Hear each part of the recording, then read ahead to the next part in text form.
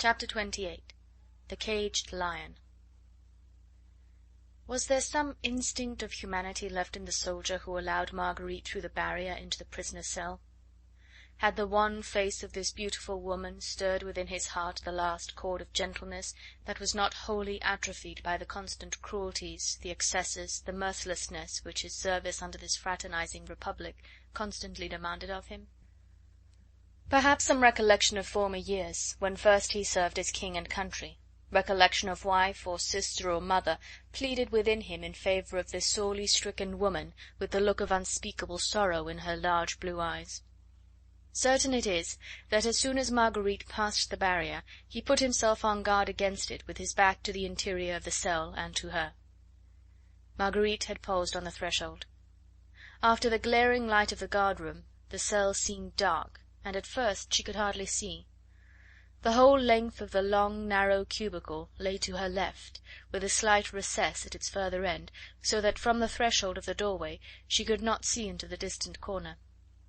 Swift as a lightning flash the remembrance came back to her of proud Marie Antoinette, narrowing her life to that dark corner where the insolent eyes of the rabble soldiery could not spy her every movement. Marguerite stepped further into the room.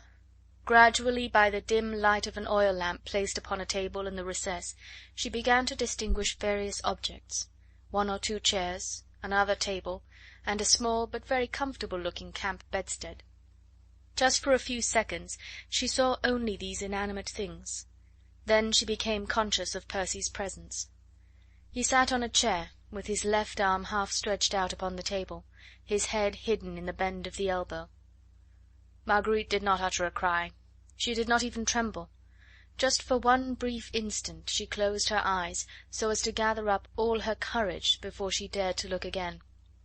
Then, with a steady and noiseless step, she came quite close to him.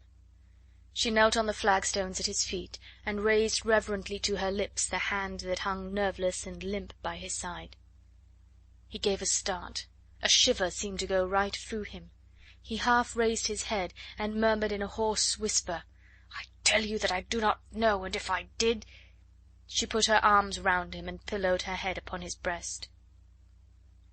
He turned his head slowly toward her, and now his eyes, hollowed and rimmed with purple, looked straight into hers.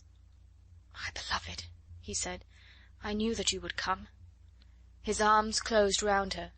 There was nothing of lifelessness or of weariness in the passion of that embrace, and when she looked up again it seemed to her as if that first vision which she had had of him, with weary head bent and wan, haggard face, was not reality, only a dream born of her own anxiety for him, for now the hot, ardent blood coursed just as swiftly as ever through his veins, as if life, strong, tenacious, pulsating life, throbbed with unabating vigour in those massive limbs, and behind that square, clear brow, as though the body, but half subdued, had transferred its vanishing strength to the kind and noble heart that was beating with the fervour of self-sacrifice.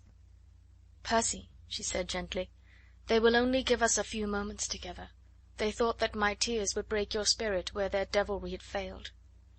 He held her glance with his own, with that close, intent look which binds soul to soul, and in his deep blue eyes there danced the restless flames of his own undying mirth. "La, little woman," he said with enforced lightness, even whilst his voice quivered with the intensity of passion engendered by her presence, her nearness, the perfume of her hair. "How little they know you, eh? Your brave, beautiful, exquisite soul, shining now through your glorious eyes, would defy the machinations of Satan himself and his horde. Close your dear eyes, my love. I shall go mad with joy if I drink their beauty in any longer."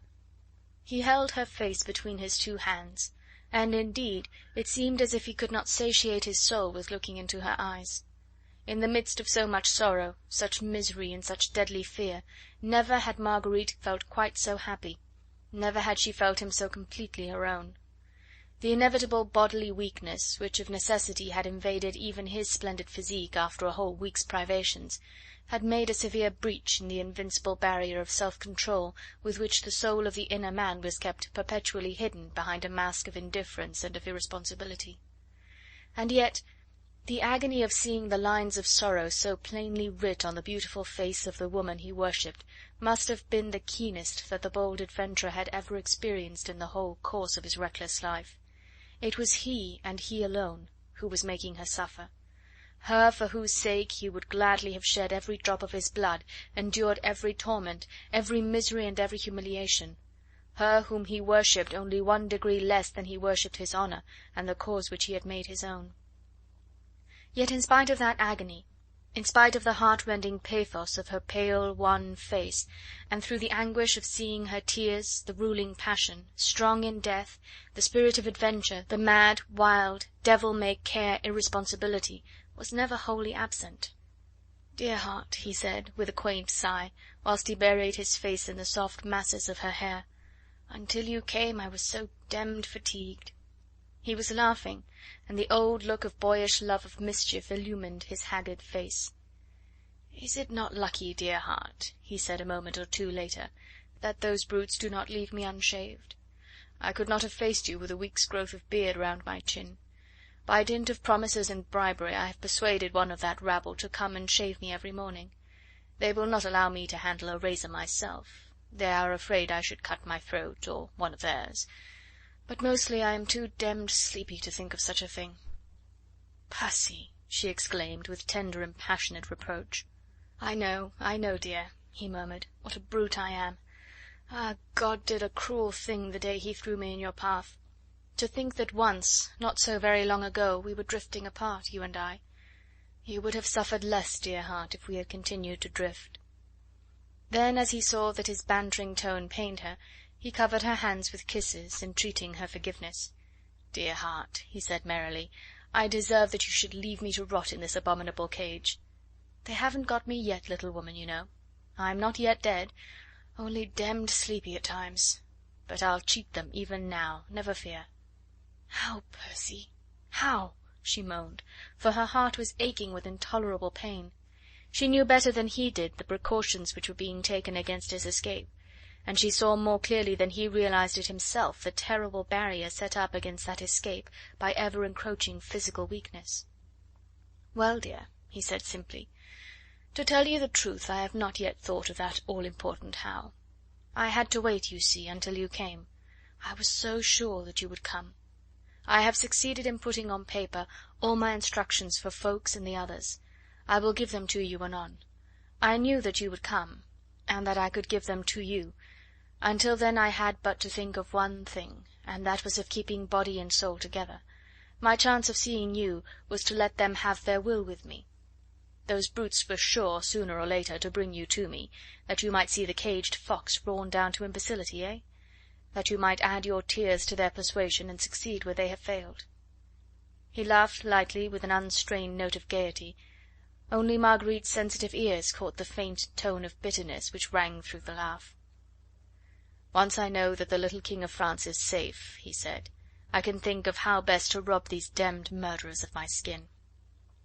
Then suddenly his manner changed.